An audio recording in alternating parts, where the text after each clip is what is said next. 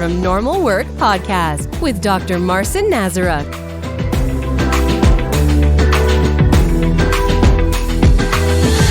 One of the efforts you drove was introducing restorative justice.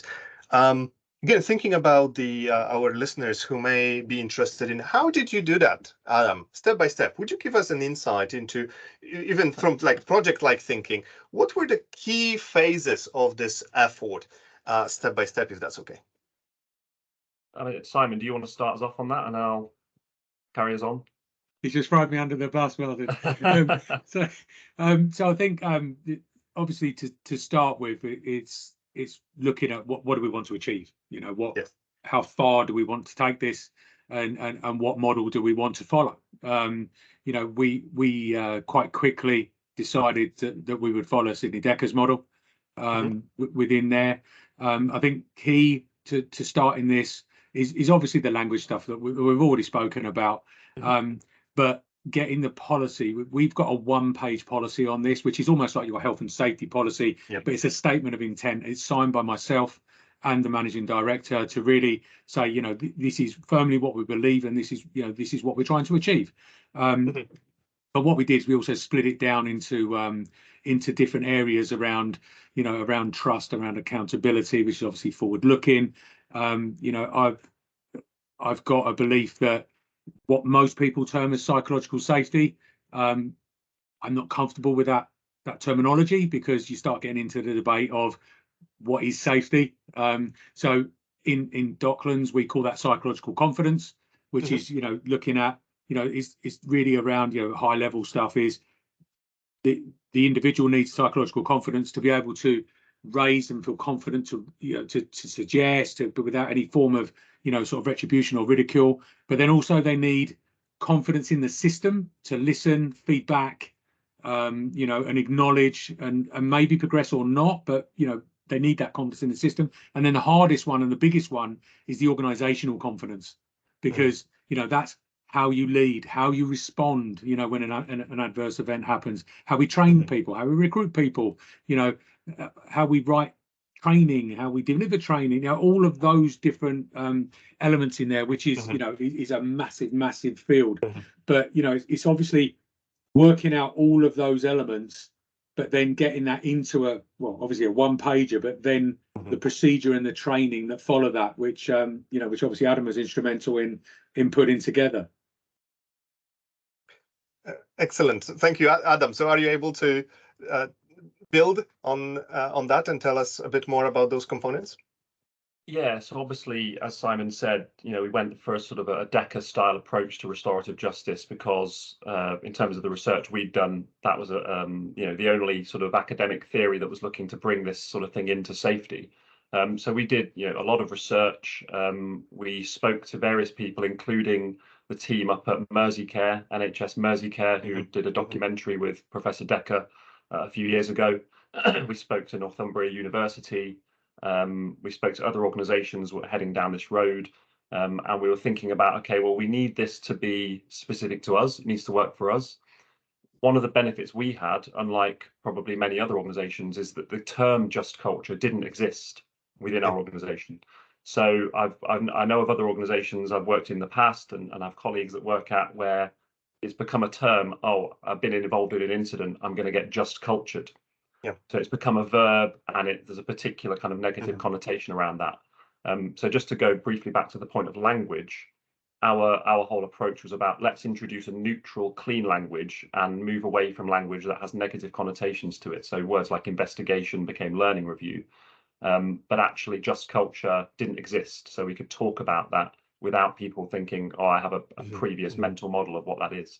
Yeah. So for us, okay, yes, there's various different approaches to just culture. For us, restorative is all about care and support and compassion and empathy, and obviously trying to restore situations, not just for the people who've been directly harmed, but for the people who've so-called caused the harm. Obviously, I put that in inverted commas because we don't actually believe that that's really the case. So the people who are what the traditional literature calls second victims, we don't use the term victim. We talk about affected persons.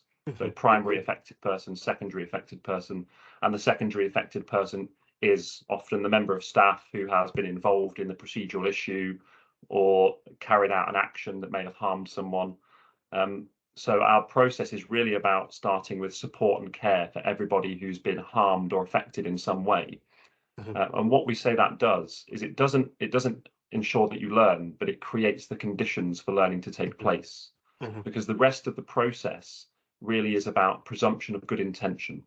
So I often joke in the training I've delivered that some just culture procedures, especially ones that you might label more retributive, question one is the person evil? As in it's more about, malevolent intent behind their actions. And if the answer to that is no, the next question is the person stupid? So it becomes more about their competence and capability. And whilst obviously we wouldn't use that language and we wouldn't have that model around this, we've kind of flipped it and said, well, actually, questions about someone's competence or conduct should come last. Because actually we need to try and look at the information we've got, build a contextual picture that helps us to understand why it made sense for someone to do what they did. So our model of just culture is all built around local rationality. And in the vast majority of cases, our process actually identifies that it's very easy to understand why someone did what they did, even if the actual outcome was quite serious. Yes. And we've actually found that the number of disciplinary investigations that have come from safety incidents has drastically reduced because we've created an environment where we're seeking to find information that builds on our presumption of good intention rather than trying to find wrongdoing and treat it as such. Could you tell us a bit more about the training? If there was training, how long was it? Who attended? Who delivered? So if we go back about 2.5 years when we first started surfacing these ideas amongst the senior and the wider management group that Simon mentioned, because it was COVID, we were doing sort of 2-hour Teams briefings, talking them through the principles, getting a bit of a discussion going.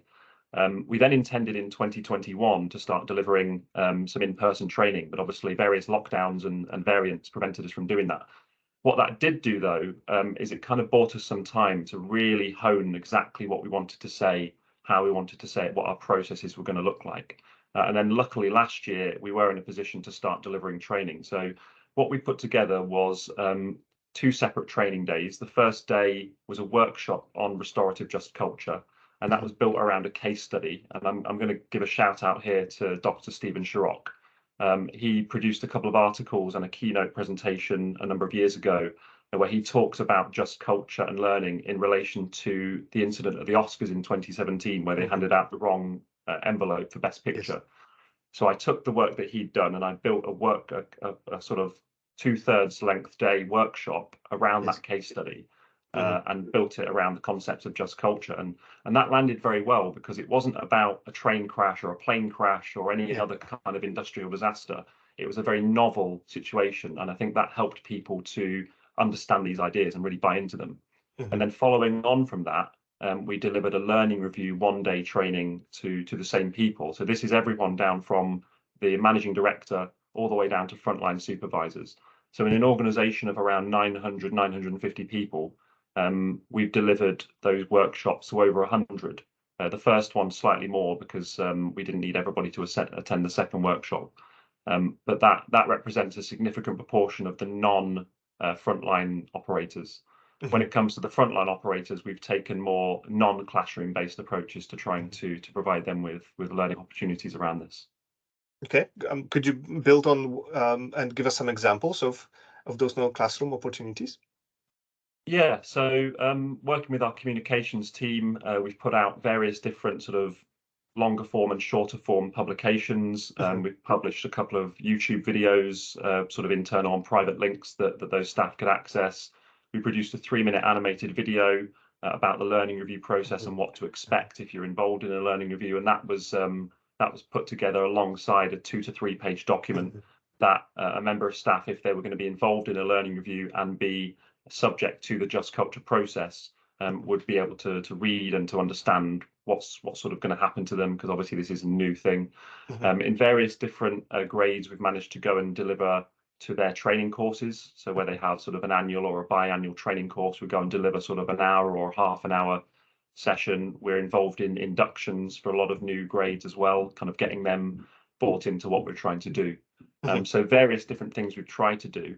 I think if I was to reflect, and I'm sure Simon would agree with this, communications has been a challenge. I think COVID has got in the way with that a little bit, or perhaps a lot. But in terms of challenges and reflections and learning points for us, I think perhaps if we had put even more emphasis on communication than we did as part of this program in the first couple of years, then we may have seen it be more successful. But I think we're probably pretty happy with the success that we have achieved so far.